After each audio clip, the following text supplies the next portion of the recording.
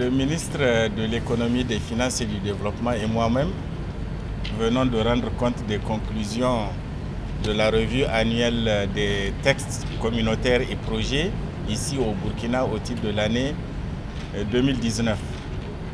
C'est la 5e édition de cet exercice qui a démarré en 2013 suite à un acte pris par la conférence des chefs d'État et de gouvernement de l'Union à Dakar. Cette 5e édition qui s'inscrit aussi dans le cadre des festivités du 25e anniversaire de l'Union, mais aussi à quelques jours de la date d'échéance du pacte de convergence, de stabilité, de croissance et de solidarité, fixé au 31 décembre 2019.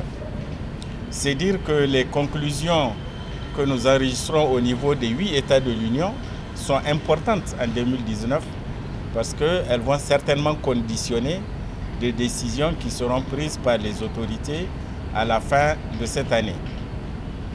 Cette 5e édition s'est bien déroulée ici au Burkina, a porté sur les 113 textes communautaires répartis au niveau de la gouvernance et la convergence macroéconomique, le marché commun et les politiques sectorielles.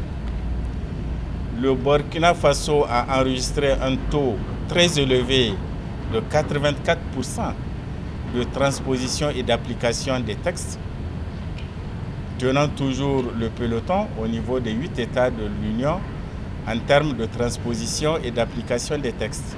Applique les textes les plus importants de l'Union dans les 3 domaines.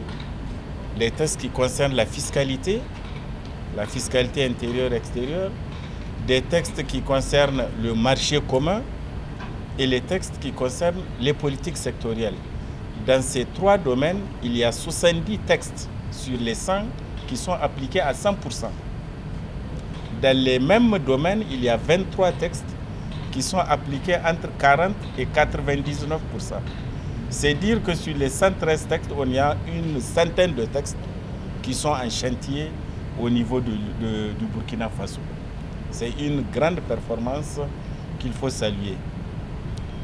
Nous avons également évalué les projets d'investissement que la commission de l'UEMOA réalise dans les États, donc ici au Burkina, qui touchent les secteurs réels et les secteurs sociaux. Les secteurs réels comme l'agriculture, l'élevage, l'hydraulique, l'énergie, les secteurs sociaux, l'éducation, la santé. Nous avons noté des progressions au niveau de la réalisation de ces investissements, fort importants pour la vie au quotidien de nos concitoyens. Mais bien sûr, c'est un exercice difficile, tout cela. Nous avons enregistré des progrès, mais il reste encore des chantiers à continuer. Nous avons relevé qu'il y a 10 textes qui doivent connaître un début de transposition et d'application au cours des prochaines années. Et ça sera chose faite à partir de 2020. Au total, après l'entretien avec le Premier ministre, je retiendrai 2 choses sur lesquelles et les ministres et le Premier ministre ont beaucoup insisté. D'abord, la mutualisation des moyens au niveau de notre Union.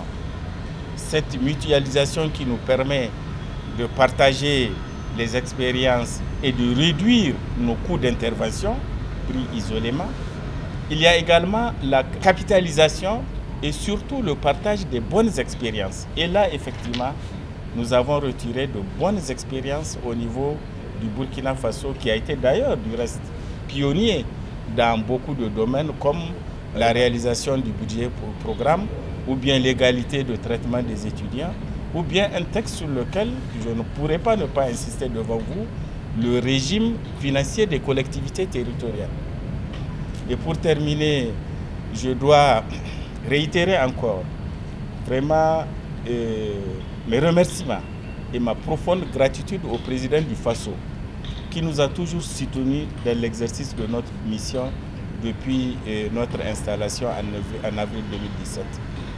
Je dois également saisir cette opportunité pour marquer notre solidarité profonde et agissante au gouvernement et au peuple burkinabé, attaqué par des lâches, des terroristes.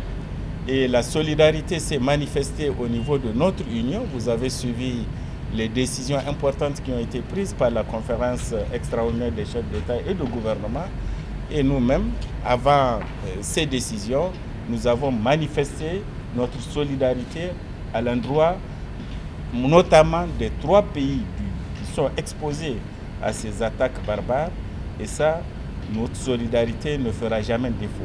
Ça allait être quelque chose d'incompréhensible que nous-mêmes qui abritons donc le siège de la commission, nous ne donnons pas l'exemple.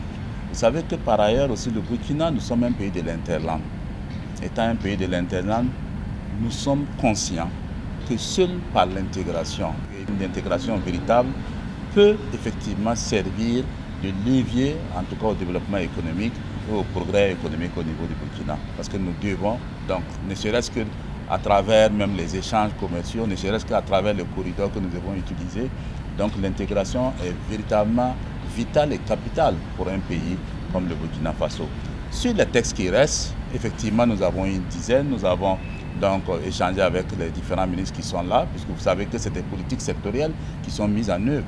Et donc, nous allons travailler, l'engagement a été pris, que nous puissions donc progressivement donc, avancer sur l'ensemble de ces textes-là, pour faire en sorte que à l'évaluation prochaine, nous puissions dire en tout cas, nous avons fait des progrès. Mais sachez que ce n'est pas une volonté manifeste de ne pas les mettre en œuvre.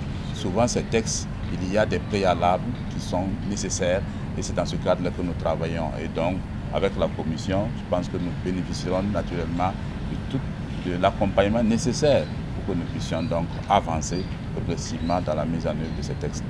Le Premier ministre nous a tous instruits, en tout cas, de travailler dans ce sens et faire en sorte que l'année prochaine, quand on viendra, on connaîtra certainement un début, en tout cas, d'exécution des textes qui sont là et certainement et qui vont connaître en tout cas peut-être aussi un taux d'exécution assez important.